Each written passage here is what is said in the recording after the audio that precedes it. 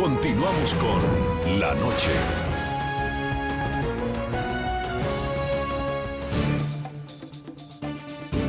El estado de Michoacán en México lidera la producción de hierro. Esta circunstancia lo ha llevado a ser blanco de enfrentamientos entre carteles de la droga y autodefensas que buscan el control de la explotación y comercialización de este metal.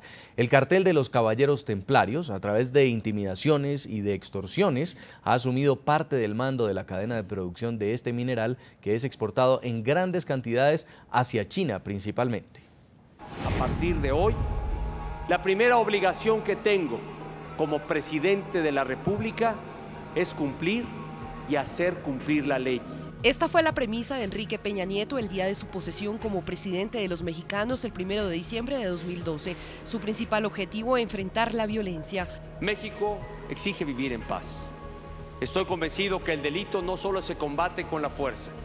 Es imprescindible que el Estado emprenda un esfuerzo integral para reconstruir el tejido social. El balance del sexenio de su antecesor Felipe Calderón respecto al tema de seguridad fue desalentador: 64.786 muertes. Al parecer, la estrategia lanzada por el presidente para combatir el crimen organizado incrementó de una manera alarmante el número de homicidios. Las cifras tampoco favorecen a Enrique Peña Nieto. Durante su primer año de gobierno fueron registrados 18.454 homicidios, según datos proporcionados por el Secretariado Ejecutivo de Seguridad Pública, es decir, 50 muertes violentas cada día. Uno de los estados más conflictivos en materia de seguridad es Michoacán.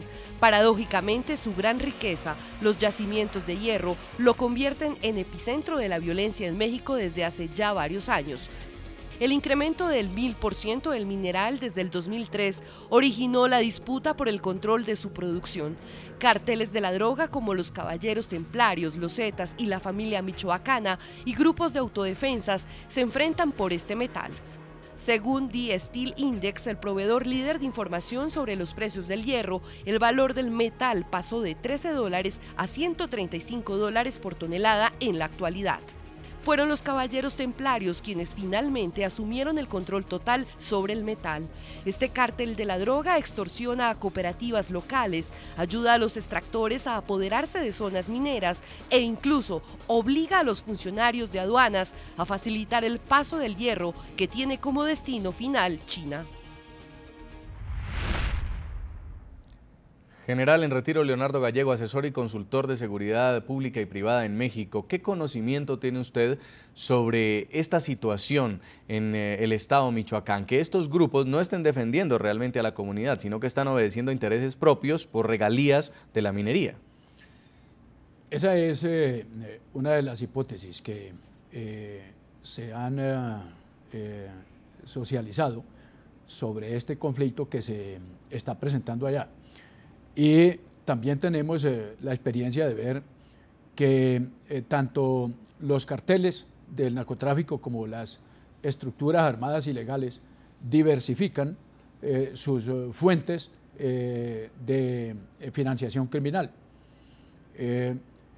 Tienden a tener todo tipo de negocio ilícito que esté a su alcance. En Michoacán se está presentando esa explotación precisamente de la riqueza del hierro, también de minas de otros minerales, y además Michoacán es uno de los estados bastante afectados por la producción, el comercio y la distribución criminal de drogas sintéticas, de anfetaminas.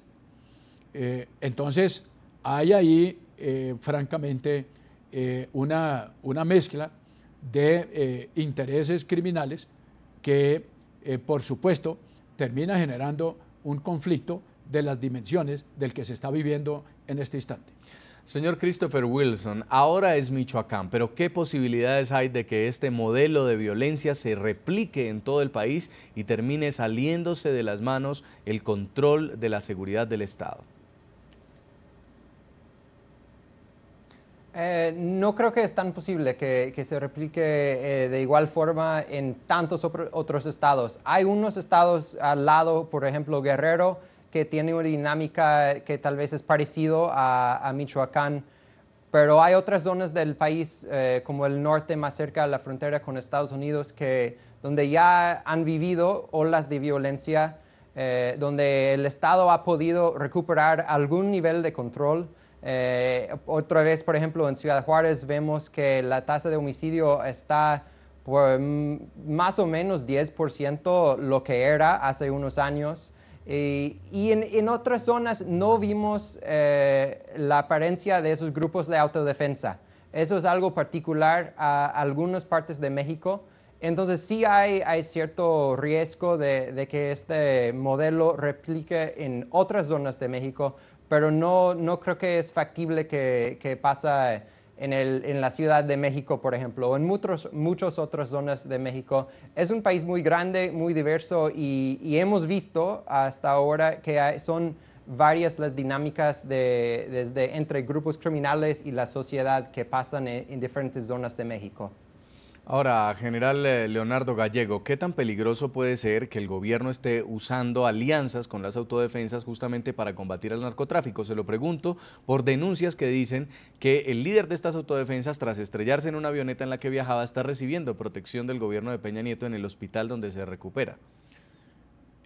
Esa es una información que indudablemente debe ser evaluada, pero no hay duda de que debe estar completamente descartado que las autoridades legítimas puedan recibir colaboración de parte de grupos armados ilegales, porque no hay manera después de contenerlas, de enfrentarlas con eficiencia, con eficacia, con efectividad, si se llegan a presentar relaciones indebidas entre autoridades legítimas y grupos criminales.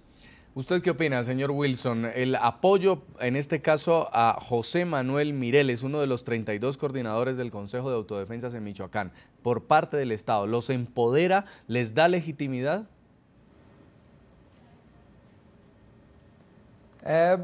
Bueno, no veo algún problema con un acercamiento entre el gobierno mexicano y los grupos en términos de diálogo. Yo creo que es importante que hay diálogo. Obviamente, vemos una diferencia, ¿no? El gobierno mexicano puede decir a los grupos de autodefensa, por favor, dejan sus armas.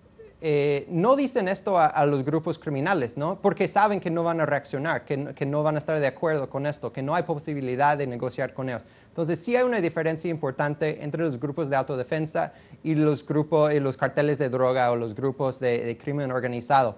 Eso no quiere decir que los grupos de autodefensa son dentro de la ley, y obviamente el gobierno no puede trabajar mano a mano con un grupo que está fuera de la ley. Pero de que los acercan, hablan con ellos y ven cómo se puede incorporarse en algo legal, legítimo, que trabaja junto con el gobierno, no veo ningún problema con eso. General Leonardo Gallego, unos 2.000 agentes están patrullando las zonas de conflicto de Michoacán, están apoyados por helicópteros. El panorama en este momento en el estado de Michoacán es de un estado que está lleno de militares, de fuerza pública. ¿Qué puede venir en las próximas horas? Bueno, esa presencia indudablemente es necesaria en este instante para poder conjurar el conflicto que se está presentando. Lo que es importante es que no sea temporal, que no se esté ejerciendo ahora y que luego en pocos días se vaya a desvanecer y la situación en el estado y en estas localidades afectadas siga siendo como antes, justo lo que ocasionó el conflicto que se está presentando. Es indispensable que el gobierno establezca unidades fijas que tengan suficientes capacidades para seguir afrontando los desafíos, los retos que tiene allá tanto el gobierno a nivel federal como el Estado y también los municipios, sí, para que se desactiven asimismo estos grupos ilegales que han surgido y que están pretendiendo ejercer autoridad y aplicar justicia por su propia mano. Señor Christopher Wilson, ¿cree usted que tiene que haber una oleada de muertos para que el gobierno le ponga atención a la situación de Michoacán? Porque vemos al presidente Peña Nieto muy concentrado en sacar adelante la reforma fiscal, la reforma energética, pero por el tema de seguridad aún hay mucho que hacer.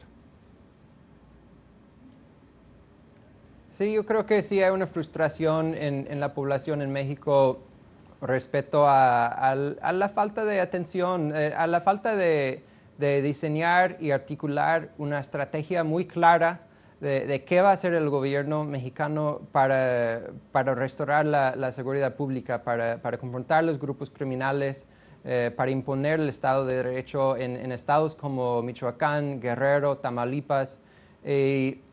Ahora vemos con plena claridad de que ahora es el momento en que el gobierno tiene que redoblar su compromiso a esos estados, a esas partes del país que necesita la presencia del gobierno mexicano y tiene que ser uno de los enfoques más altos del gobierno.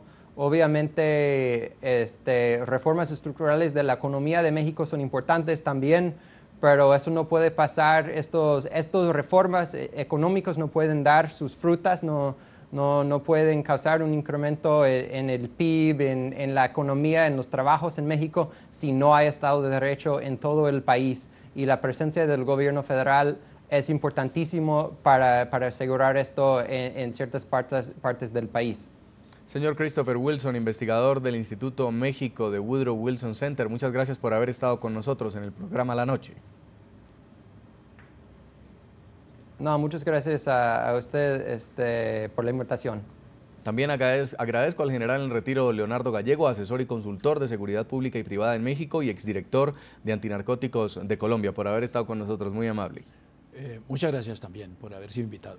A todos nuestros televidentes los invito a que envíen sus comentarios a www.ntn24.com. Pueden seguirnos escribiendo en Twitter en @ntn24, @segurizatiNTN24 o @Jason Calderón. La noche seguirá encendiendo las luces para que usted vea el punto clave de la noticia. A todos, que tengan muy buena noche.